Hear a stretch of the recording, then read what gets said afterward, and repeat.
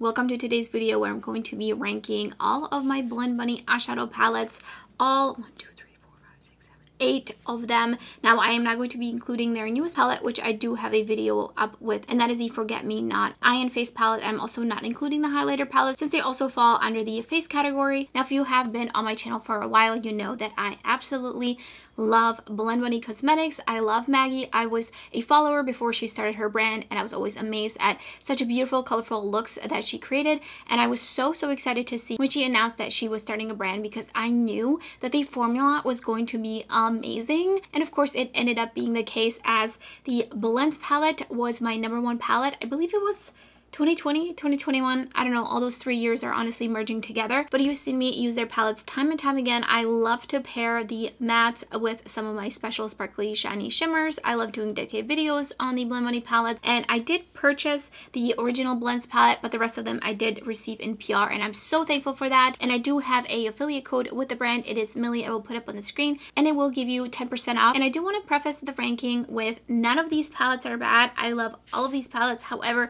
just for the sake of ranking, I do have to place them somewhere, and it's really going to come down to my preference, whether that's color story, variations of colors, shimmers, etc. So in 8th place is the Trove palette, which is actually the tiniest palette that they have ever launched, and it is a quad of beautiful multi-chrome shadows. Don't get me wrong, these are stunning. These are so shiny. I do have a dedicated video up where I swatched all of these and I showed you some comparisons. And the reason that it is number 8 is because I do already have these multi-chrome shades in my collection, because I have so much indie makeup and single eyeshadows, which I understand is totally not everyone's case. The only shade I wasn't really able to dupe out was Dive Deep. Now these do crease on me, unfortunately. They are so smooth. Even if I use my handy dandy Fair & Pixie epoxy, they do still crease on me. And I do have hooded oily lids, so pretty much everything creases on me at this point, but these do crease like quite a bit on me. So because they're multi-chromes, this palette is $68. So because of all those reasons, this one is in the 8th slot. So in 7th slot is the Surge palette. I believe this was the second palette that Blend Bunny ever launched, and I love this color story. I think this is such a very interesting and very clever and smart color story, because you have your greens, you have your oranges, pinks, etc. And then you have the neons on the bottom, and you also have pastels. So really, like, you're totally covered with this color story.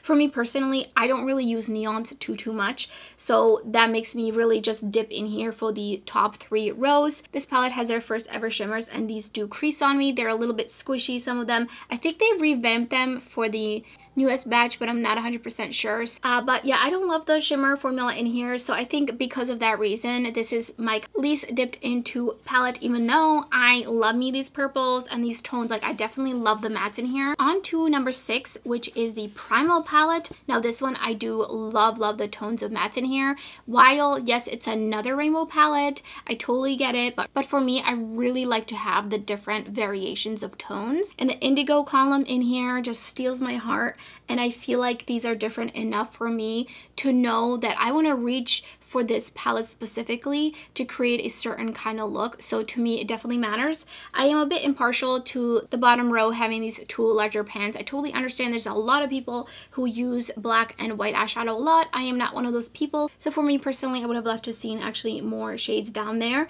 Now the shimmers are a bit better of a formula of shimmers, but again, some of them were squishy, and they are on the darker side of shimmers, which I don't really gravitate towards. So again, this is one of those palettes that I'm pretty much going to be reaching for the top 3 columns. So in 5th place is the Sugar and Grunge palette, which is their most recent eyeshadow palette only. Now this one, full disclosure, I haven't fully used to the extent that I have used some of these other palettes, and it is purely because of the fact I haven't had it for that long. That being said, the formula is just the same as the rest of the Blend Bunny palettes, and their mattes and shimmers are again amped up. They're so sparkly, so beautiful. Love these shimmer shadows. I do like that this is a smaller palette. I do feel like some of these mattes are getting a little bit redundant with some of the other palettes.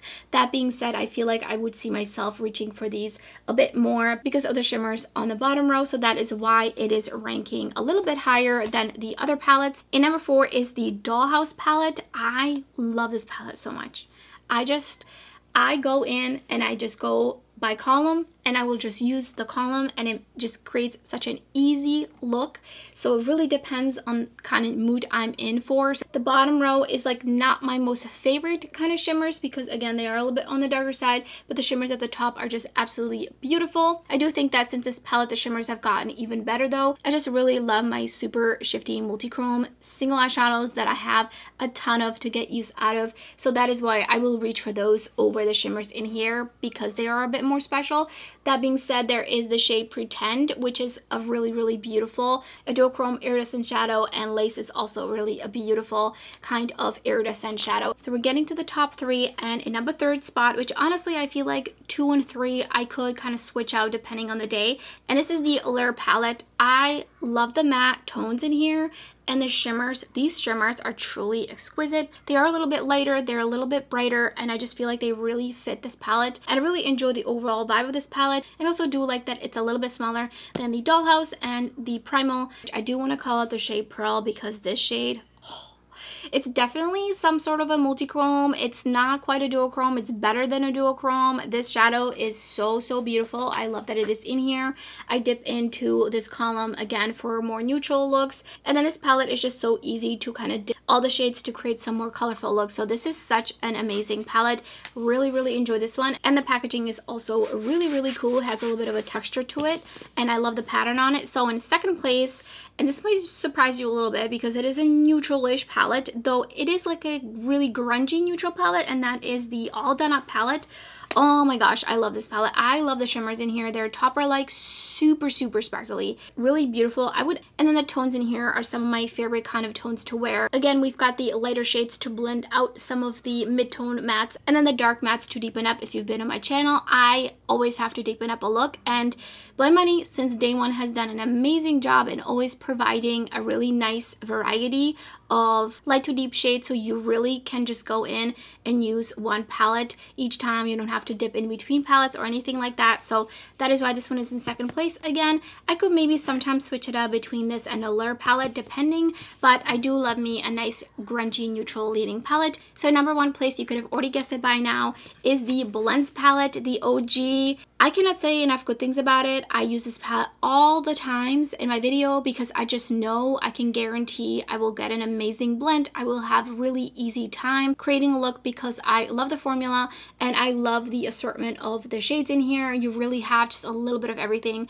To me, this is the perfect rainbow palette, and it's a 1-all palette. So if I didn't have any rainbow palettes and I only had this one, I would be all set. And this is also a palette that I would definitely repurchase if I was to ever pan it, which honestly I have some dips in here, so I might be hitting pan, which never happens because you know I have quite a large eyeshadow palette collection. So the likelihood of me panning anything, not very high, but this one for sure is just a go-to, and I just can't help but gravitate towards this palette all the time. I've been raving about it since I got it. And honestly, if I think about it, it's a game changer for me. I just feel like ever since I got this palette, my makeup journey has been better, if that makes any sense. But let me know in the comments below if any of the eyeshadow palette placement shocked you. What did you think was going to be my number 1 palette? Which palette did you think was going to be in the last place?